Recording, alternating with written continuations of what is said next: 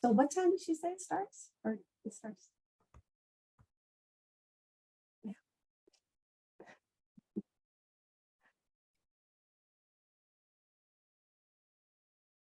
I will put in the chat that we'll start 3 minutes after the hour.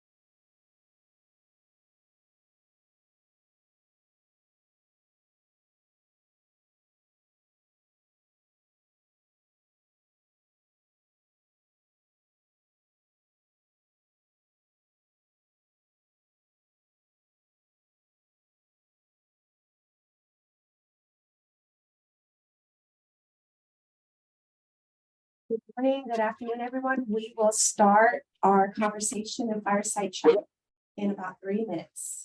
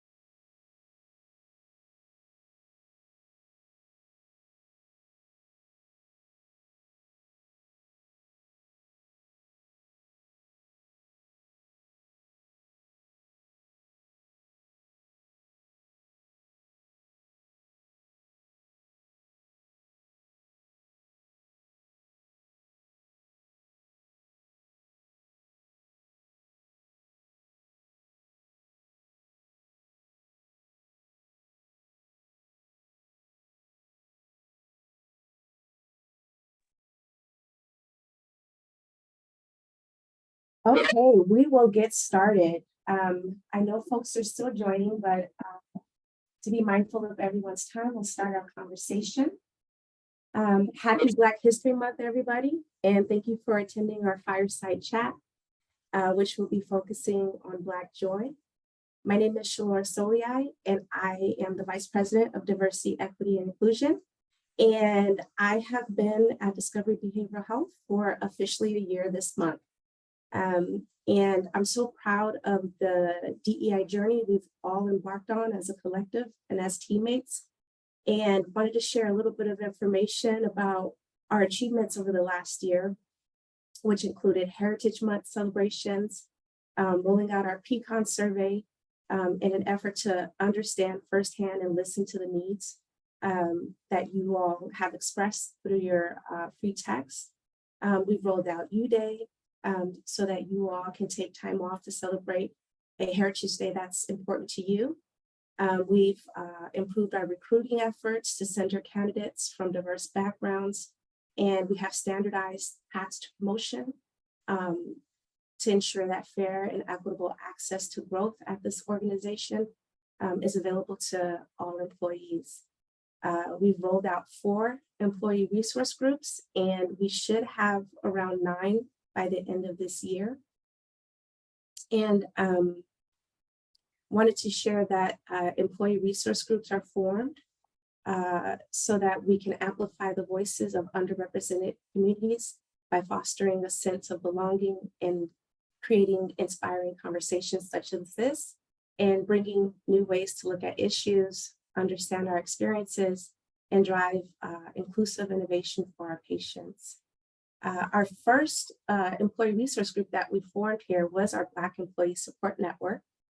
And we also have Asian and Pacific Islander employee resource groups, Latinos Unidos, and we just launched our LGBTQ+ ERG this month, and we will again launch several others throughout the year. A fun fact, most workplaces are more diverse than the neighborhoods that we all live in. So if you think about where you live and think about how diverse it is, most of the time it's more diverse where you work. And so I encourage you all to continue to join our ERGs. And the amazing part about our employee resource groups is that you don't have to identify with the affinity group to become members. Like, for example, you don't have to be a veteran to be part of our veteran ERG. And last thing is, if you have any questions, we will answer them at the end of this webinar, and you can add them to the Q&A. Without further ado, I will introduce you to our panelists. And the first is Charlene Dunkley. Hi, everyone. A lot of folks that are probably already on this webinar know who I am. My name is Charlene. I'm a licensed clinical social worker in a few different states. I'm currently a national clinical supervisor, so some of you know me in that capacity. Others of you have known me in my previous roles as, regional director or a part of our compliance department. This year, I will be with the organization for 5 years, so that's exciting. I'm excited to get my extra week of vacation. I'm also the vice chair of clinical impact for our Black Employee Support Network. It's been an amazing and beautiful experience. And thanks to that, I'm also a certified diversity professional. So I will pass it along to, I believe we're gonna go to Rhett next. Yeah, thank you, Charlene. Good morning, everyone. How are you all doing? Excited to be here with you today and to share this stage and this moment with the amazing panelists. My name is Rhett. I'm the Director of Diversity, Equity, Inclusion, and Belonging for a San Francisco nonprofit called Compass Family Services, where we are hoping to end family homelessness and help families achieve self-sufficiency in the Bay Area. So I'm so excited to chat with you all today about this topic. And I'm happy to be a part of this cultural heritage celebration. I'm going to throw it to Lisa. Thanks so much, Rhett, and thanks everyone. Thanks for having me. Thanks for everybody that's attending. So I am Lisa Hurley. I'm an activist, a speaker, a writer. I'm the co-founder and co-host of the Introvert Sisters podcast and the host of Real Talk on Racism, as well as being a member of the Black Speakers Collection. And my work focuses mainly on racism, introversion, neurodiversity, and of course, Black joy. And that even shows up in my IG handle, which is Happy Phoenix. So I really am serious about the Black joy thing. And so that's a bit about me, and I will turn it back over to our wonderful host. Thank you all for your intros. And I wanted to share a little bit of information about Black History Month. So the story of Black History Month begins as a national celebration of the 50th anniversary of the Emancipation Proclamation, which was the summer of 1915 in Washington, D.C. Then Black History Month grew out of the first Negro History Week, which was the brainchild of historian Carter G. Woodson and other prominent African Americans. In February 1926, Black History Month was officially designated by every president that year moving forward to be held in February. Many of you may not know this, but Black History Month every year has a theme. And this year's theme is Black resistance. And Black resistance explores how African Americans have resisted historic and ongoing oppression in all forms, especially in the forms of racial terrorism, police brutality, and things of that nature. And the themes are established by the original organization that established Negro History Week. And with that information about how Black History Month came about, I'd like to hand it off first to Charlene and ask, what does Black History Month mean to you? Thanks, Shalaura. Black History Month to me means remembering and celebrating all the ways that Black people have previously and currently are contributing to the amazingness that is the United States and the world. I think that Black History Month also is a moment to remind me personally that we are very much so not that much removed from a time frame where Black people had far less rights and were not felt, seen, and heard in ways that they're able to be felt, seen, and heard today. You know, Ruby Bridges is still alive. So, and I believe she's in her 60s, so she's not that old. You know, there are some people that are in their 60s and they're still working at this point. So we are not far removed from the struggles, and we are still currently going through them. And I think Black History Month is a moment to remember that, and also a time for joy and celebration. So I'm excited for our theme today and to continue that conversation.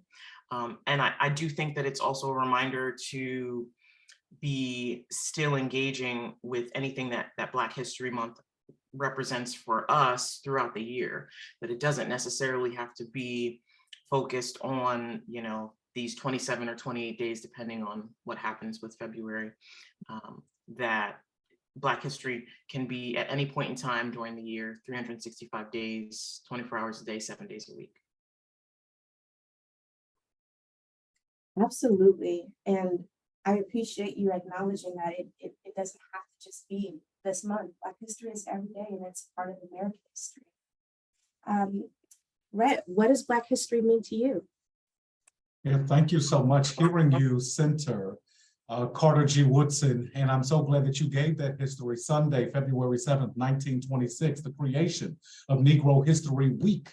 And it was really the foundation of who we are as people, because Black history is American history.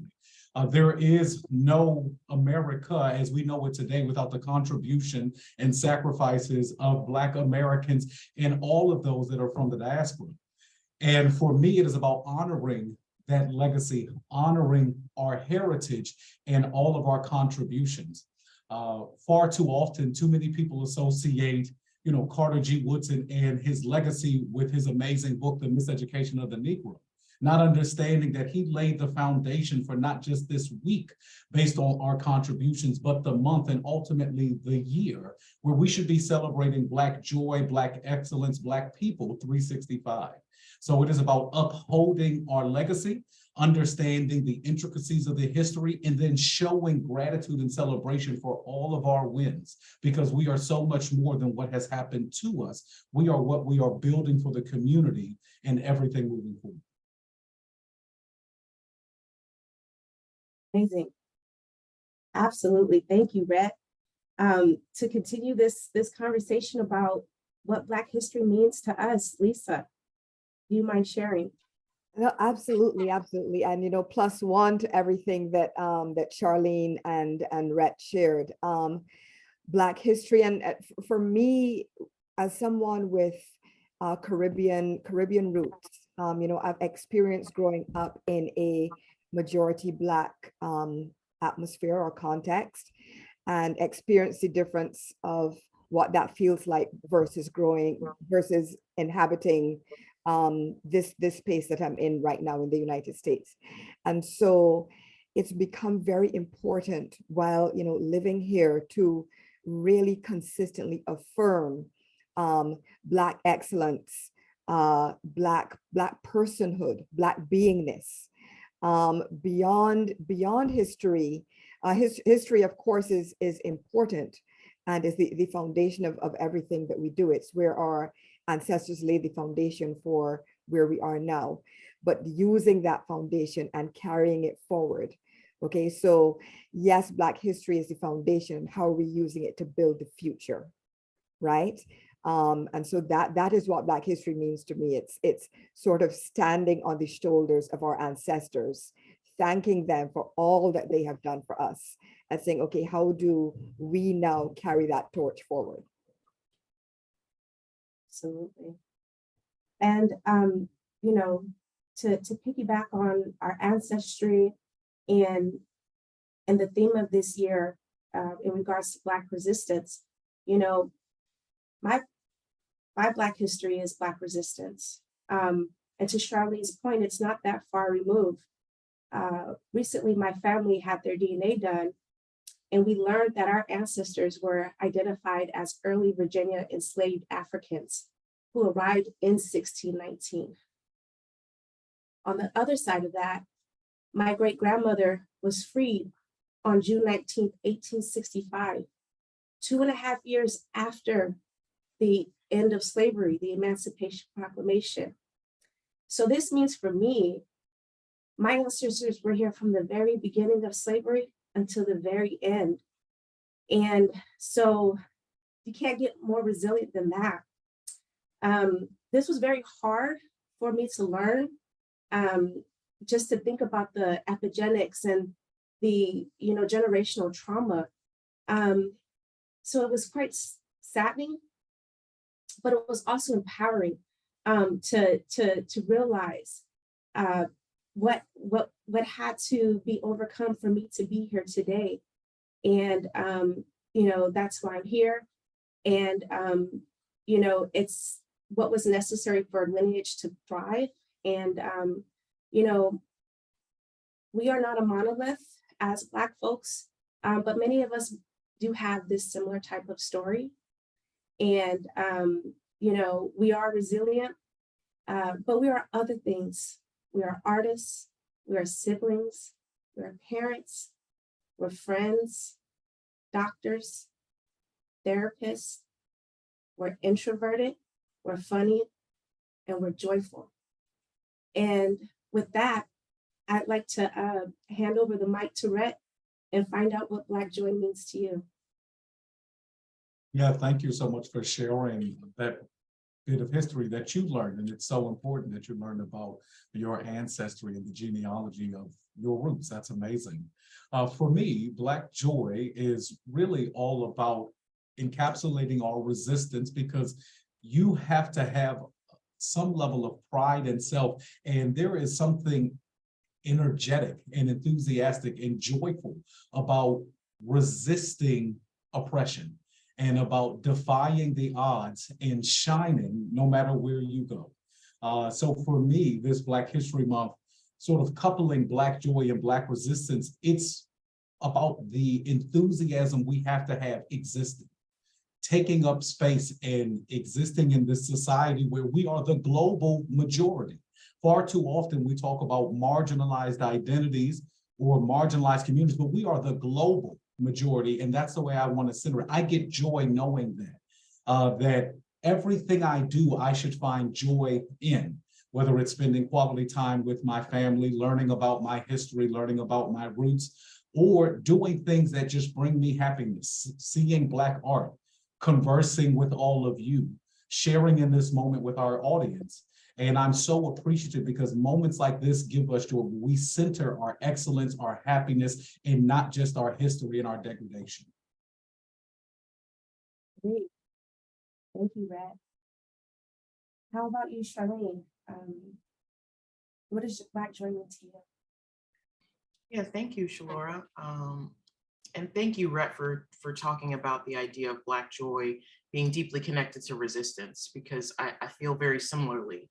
When I'm listening to you talk about your ancestry, Shalaura, I think about how many people had to have some level of joy, and also think about the fact that if they continue on their legacy, that means that they're anticipating that there will be some level of joy in their children or their grandchildren's future. In order for us to all be here having this panel and everybody listening, there had to be many people before us that had some level of joy.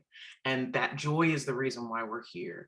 And when I see Black people enjoying themselves, when I see Black people having a good time, it really reminds me how many people before them had to really just push through difficult moments, but also savor the joy in their life in order for us to be here.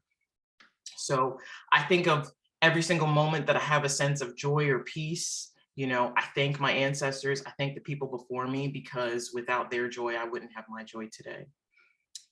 And I also think of Black joy as, this might seem silly, but Black joy is the ability to have humor in all things that seem humorless. And it's a beautiful thing. Black Twitter is always just ready at the drop of a hat for anything that happens. And I really appreciate I think just like you were saying, Rhett, globally, Black people's ability to have a laugh or a chuckle out of almost anything, things that seem really difficult. So that's what Black joy means to me. Indeed, Charlene. That's funny you bring up Black Twitter, and I'm not even on Black Twitter. And I mean on Twitter, and I know about just the hilarity and the joy that's, to your point, that can be found when it may be perceived if things are not joyful. Lisa, what is your experience? What is Black joy to you?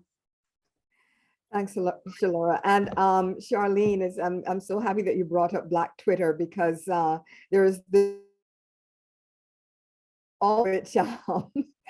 which I'm sure we're all a part of, but Black LinkedIn is now also starting to become more of a space where it is, of course, activism focused, but it is a space where a lot of us do post about joy. I mean, I definitely, every Friday now, I try to post something that is lighthearted about dance or culture or just some kind of uplifting moment, because we cannot only focus on the struggle, right? We are not a monolith, neither are we as individuals one-dimensional.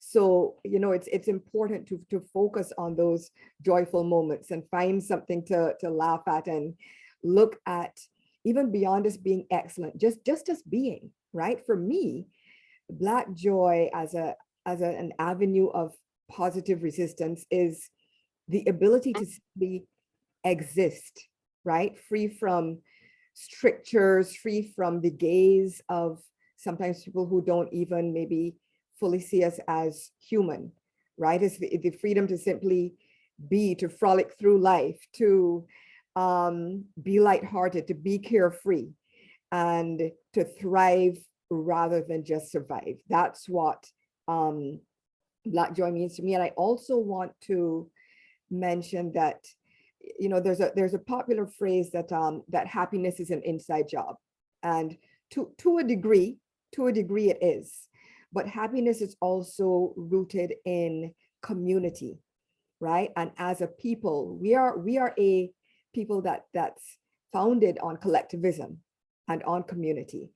And so, like in corporate spaces, for example, like no number of yoga classes and meditation sessions are going to sort of counteract if a culture happens to be toxic.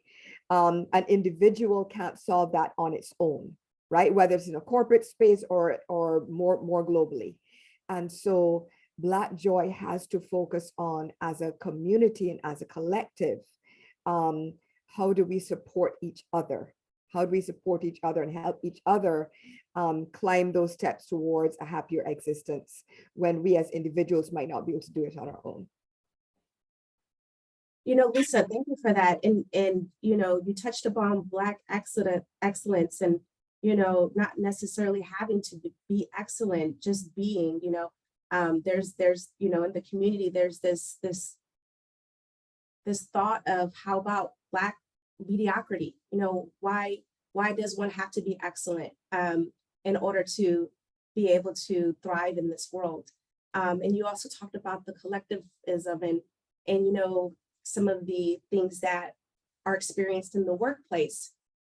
And it's really important to understand the different types of cultures that we engage with at our workplace, and not putting folks in stereotyping, but there are some things that are related to different types of cultures. Not saying that every single person in that culture is that way, but there are high context and low context cultures. And usually, with high context culture, that means there's a lot more conversation and specificity that needs to be conveyed in order for the thought to be well received. And usually high context cultures are in Western nations, Europe, and low context cultures are less words have to be spoken, because there's a collective understanding and a familiarity, which means there's not a lot of detail needed. So for example, I love using American Samoa, that's where my husband's from. And that's considered a low context culture. And when one gives directions, it's, how do you get to the store? It's, you walk down the street, when you see the white church, make a left. Opposed to a high context culture, you'd have to give the name of the street and then, north, south, east, west, because there isn't familiarity because one may not be from that community. And so sharing that detail about high context and low context culture and what Lisa had spoke about with collectivism at the workplace, it's important for our workplaces to understand and learn that we all, as humans, all don't operate the same way. And it's important to understand that when we're giving interviews or when we're thinking about who we're going to promote, and not building those glass walls because, this person doesn't seem as excited, or this person doesn't talk as much as this person, which means they won't be, and equate that to performance. And so it's important to understand that we need to look at qualifications opposed to having some of those biases that seep in and not understand that we all may behave differently based on our different, high context, low context, different components of how we show up as we are today. And so with that, I'd like to find out, that's sort of a couple examples of barriers to, Black joy. And I wanted to ask the panel, have you experienced barriers to, Black excellence, Black joy in the workplace or in the different components of your profession that may have impacted, your experience, so that we can then have a conversation about how do we get to that place and achieve, maintain, and sustain Black joy. I'll start with you, Charlene. I saw that Lisa's hand was up. I want to see, Lisa, if you had like we can check off something or. Oh, thank you so much, Charlene. No, I just wanted to say, Shalaura, when you mentioned, basically alluded to personality and how that plays into performance and how you're received or interpreted. I am a confirmed 100,000 million% introvert. I cannot emphasize enough how introverted I am. And I know I don't necessarily come across that way, but I am an introvert, and it has sort of, it definitely has impacted joy in the workplace for sure. And it has impacted career progression, because some feedback that I constantly receive is, like the work is excellent. Work is excellent. There's no actual, that's always, I don't know, whatever your measure is, if it's a 5, it's a 4, it's a 5, whatever, it's excellent. But I get the feedback about, you're not enough of a team player.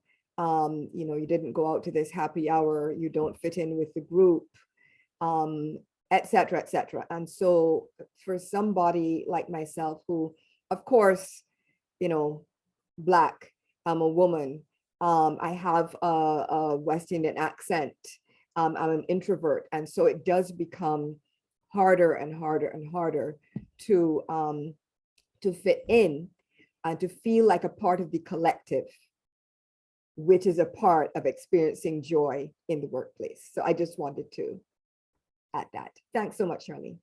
No, and I love that you bring up the different intersections of your personhood and how, you're a top performer, but there's these other parts that are being measured that you were not aware of. And so I think it's important, and it's what we're working on at this organization, is to implement standardized rubrics for performance review, but also for interviews when we're bringing new folks on, so that we can take out, we can remove those unconscious biases related to likability, engagement, because again, it's a surprise when it's kind of like a blindside when you find out that you're performing great, but you were being measured on something that was intangible. And it's difficult. And Lisa, we are kindred spirits. I am the rarest type of introvert.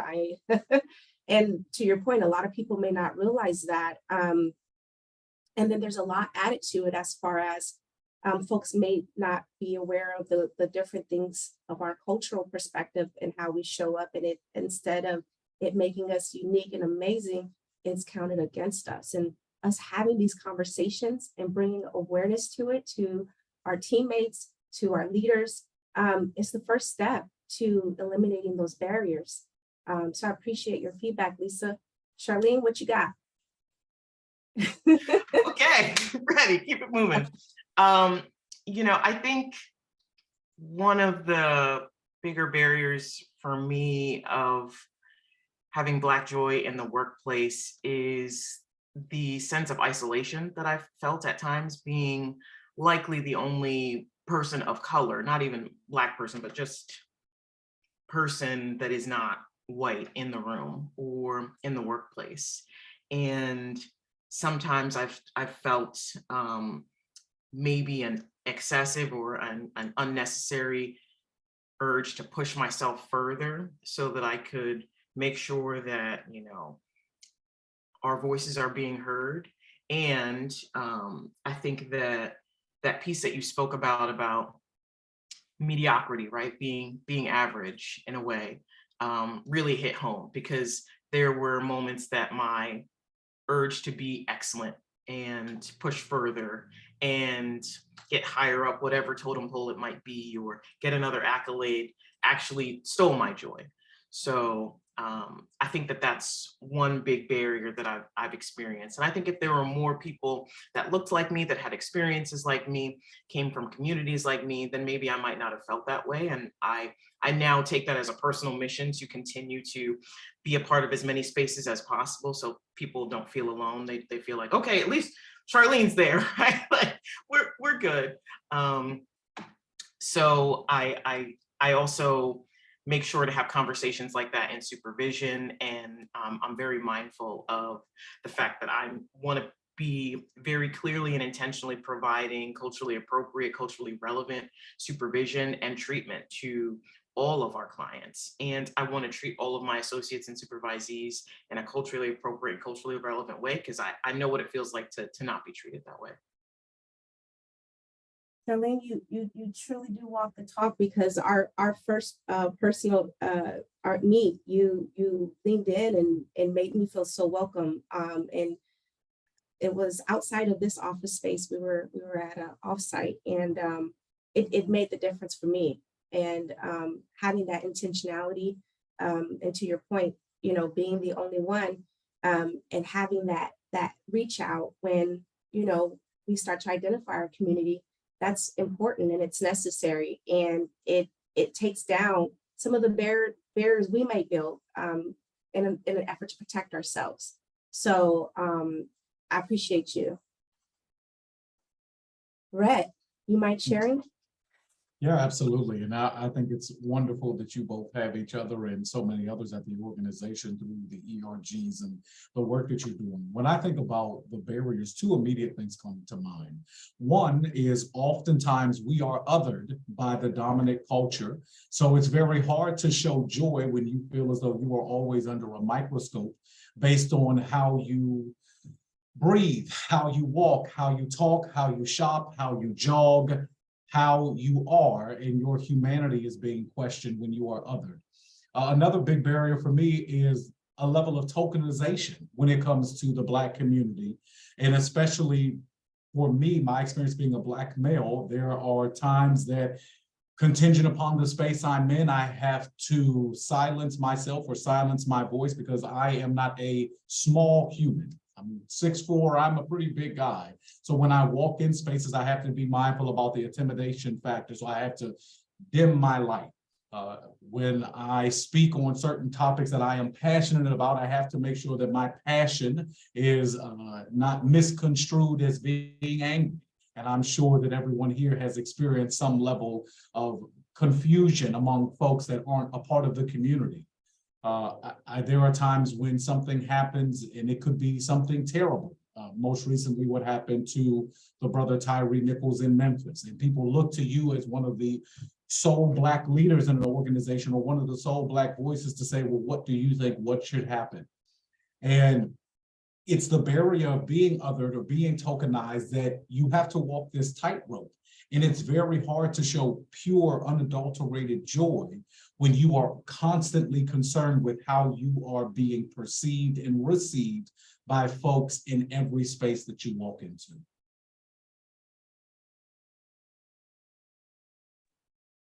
Thank you, Rhett, and I appreciate you sharing the experience of having to tone down sometimes. There's been a recent study that was just revealed that, unfortunately, we're told as employees, the best way to get promoted, acknowledged is self-promotion.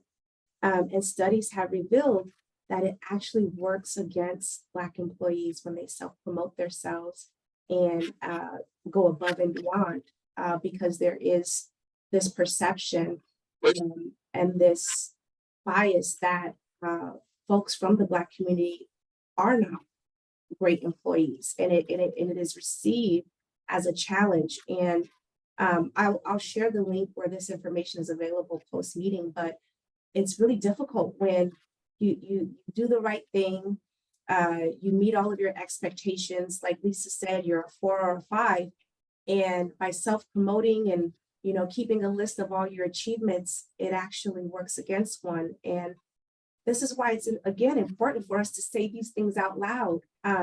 Folks are walking around and not realizing the harm that's being done. And these are ways for us to start tackling these barriers that are put in place for Black folks at the workplace. So I appreciate you sharing that, Rhett. And again, I will post meeting share all the data and the facts that I'm citing, so that we can continue the conversation and work together to improve things. So next question. So with Black joy and figuring out ways to attain it, to maintain and sustain, do you all have ways to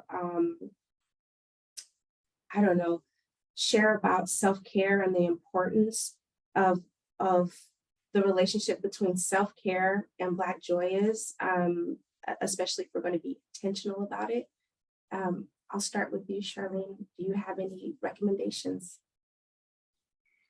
I will probably get on my soapbox here about self-care, which might rub some folks the wrong way, but and this is something that I talk about a lot with my clinicians that I supervise, is that there is no self-care out of systems of oppression.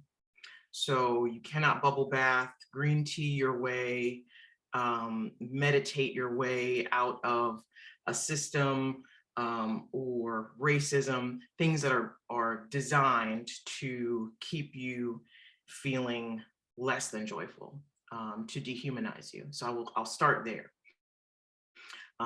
And that's why I often say to folks that self-care is often very uncomfortable, it's difficult, and it requires short and long-term intentionality.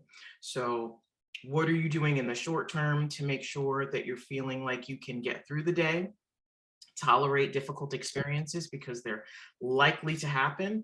And then what are you doing long-term to build a sense of meaning and purpose in your life? Because that will be what will keep you feeling joyful. That will be what will make sure that you're continuing to tend to yourself. Because if you're thinking about your future self, then you're less likely to get wrapped up in what's happening in the present day. So that might be whatever you view as a higher power. That might be your, making sure that you're building a legacy. That might be contributing to your community in some way. It does not have to be this enormous, expansive thing that we sometimes get caught up in when we're stuck in systems that feel like they're just not built for us, and they continue to dehumanize us on a regular basis. It can be as simple as, what's one way I can contribute to a Black-owned business that's in a 5-mile radius of me? That is a big deal. That's huge, and that's intentional. So again, I don't want folks to feel like, if they're doing self-care or they're taking care of themselves or they're meditating or they're journaling, if they're going to therapy and really doing a lot of healing work, if there's something that still feels like it's missing, there is no amount of therapy that's going to take away the pain that occurred during a microaggression. There is no amount of meditation that's going to absolve, 400 years of, chattel slavery. Like that's just not possible. You can't do that with a bubble bath. And I know that our ancestors had a very clear intention to make sure that at some point life would improve and life would be better. And they were thinking about their future. And that's my concept of self-care. Oh, I'm gonna sit in that for a second. Charlene, we can't bubble bath and green tea our way out of oppression and oppressive systems. Powerful. Rhett, do you have any? I do, but I actually want to toss it to Lisa. And I think I get a lot of joy and self-care, and my wife is a podcaster and co-host, and I know with the Introvert Sisters, first let me congratulate you all. I think you all were just awarded with something for your voices, so we got to lift up that Black excellence, because you are bringing Black joy, and I definitely want to hear you, and I'll round out this group, but I want to throw it to you, Lisa. Oh, thank you so much. I appreciate that. Yeah, we won an Anthem Award for the podcast, the Introvert Sisters, and it's big. Now that definitely brought me joy this week. And just to kind of like put it into context, I wasn't expecting to do this, but thank you very much, Rhett. But I'm so glad I have these on right now, because I'm tearing up a bit behind them, and it's because Barbados. I know everybody now knows Rihanna, right? Try to imagine if you can, world without Rihanna, where so nobody basically knows Barbados, right? It is tiny. The population is only it's less than 300,000 people. And so for me and my sister, to not be Rihanna-esque, right? We're just regular people. And we have won this award being from this tiny speck of an island, right? And one of the things that I wanted to that I was thinking of in terms of Black joy was as a barrier can sometimes be thinking that you're carrying the weight of the expectations of your community. But this week we were able to flip that in terms of it was actually a joy, because we both felt like okay, we did our country proud, right? We did something good. It was positive. And so thank you very much for that, Rhett. I appreciate it. In terms of attaining Black joy, Black self-care, for me, it really starts a lot with boundaries, right? Of course, Charlene, snaps and claps for everything that you said, right? 100%. You can't ohm your way out of it. You can't, right? It's not going to happen. Now, the oming and the meditation helps, but it really, on a practical, tactical level, for me, it starts with boundaries. So it's about what you are going to let in and what you're going to keep out. Experiences, energies, behaviors, conversations. What are you entertaining in your life, in your space, in your circle?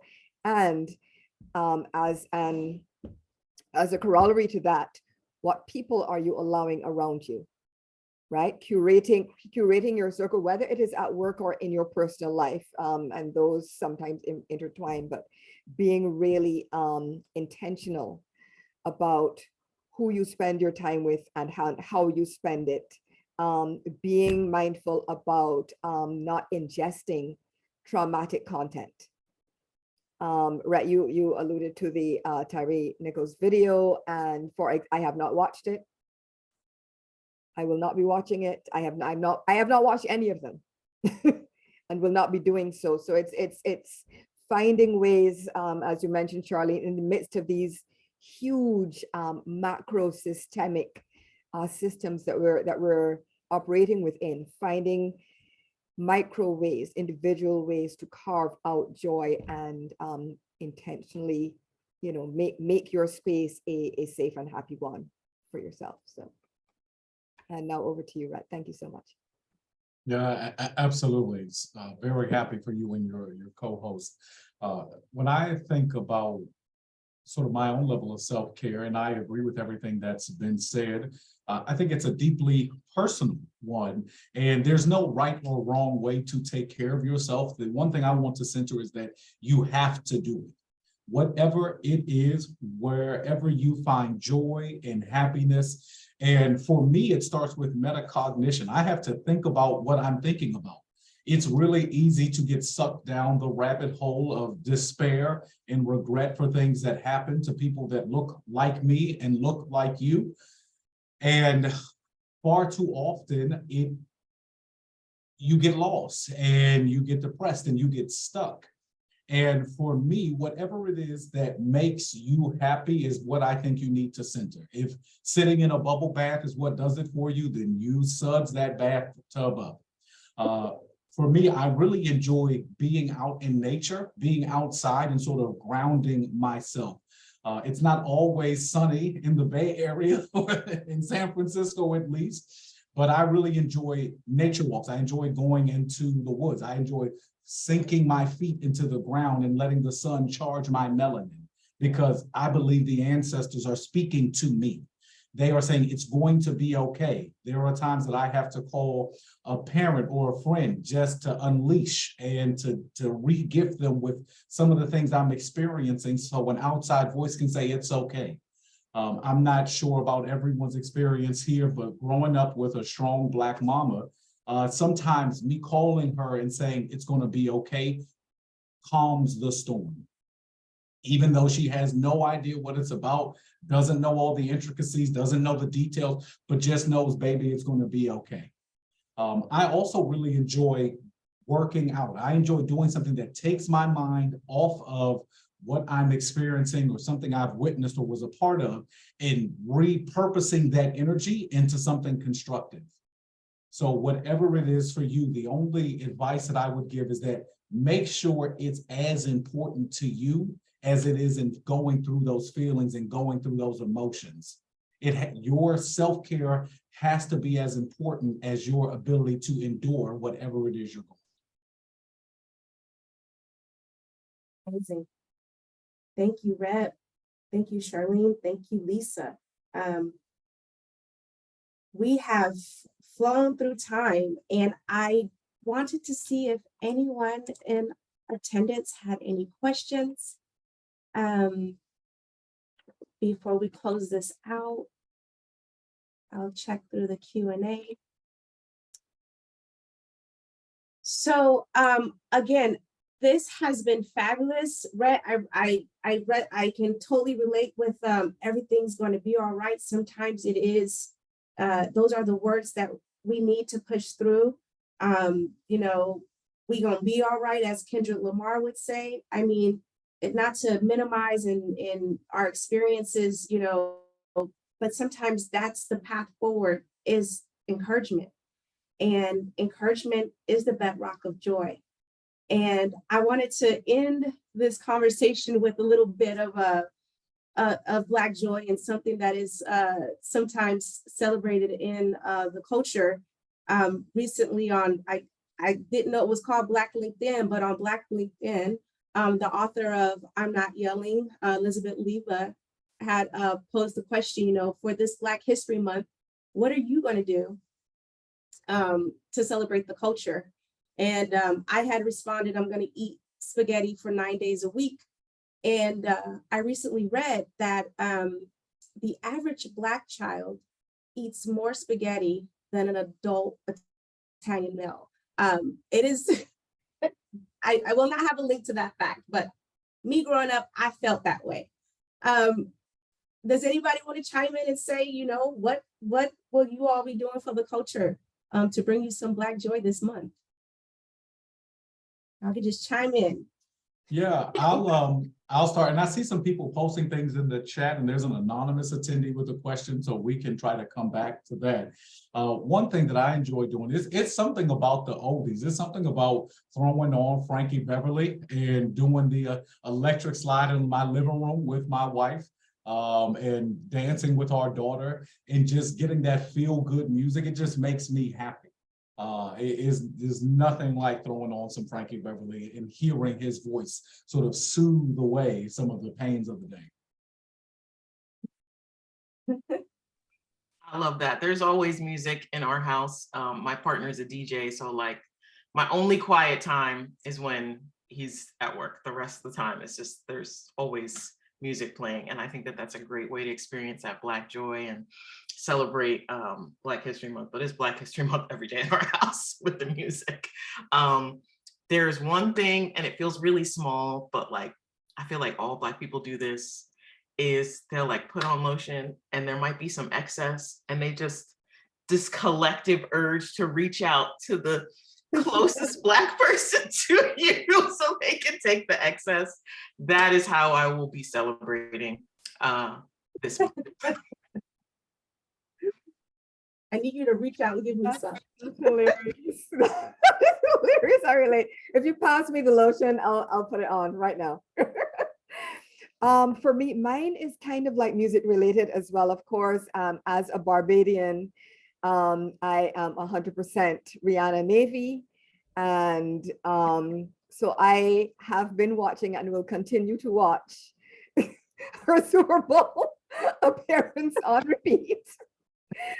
It just not just her, but also I don't know if you folks have seen the ASL performer that sang. Oh my gosh, just her energy is joy.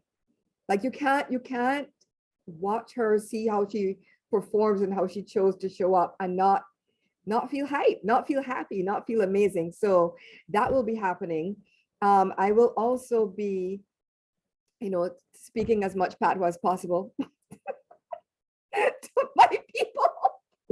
Listen, I will post in Patois on LinkedIn. I'm like, okay, y'all either get it or you don't get it. I can't translate for you. The people who need to get it will get it. So that brings me joy, because that kind of there's not only Black LinkedIn, there's also Caribbean LinkedIn. So that helps bring me joy. And just yeah, that's about it for me. It's all just music, entertainment.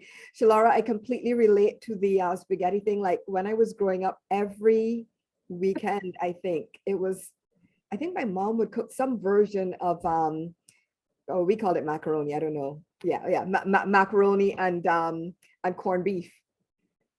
But I don't know. But she made it taste like it was gourmet. I didn't realize that it was not gourmet until I grew up. And so, yeah, that was like every Saturday. So maybe I might cook myself some of that too.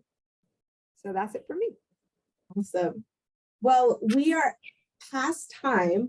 I'm so grateful for you all having this fireside chat. Folks, if I wasn't able to get to your questions, you can email me directly and I will continue to support you all. Happy Black History Month. Have a blessed weekend. And I appreciate this panel. You guys were the bomb. Thank you. Thank you.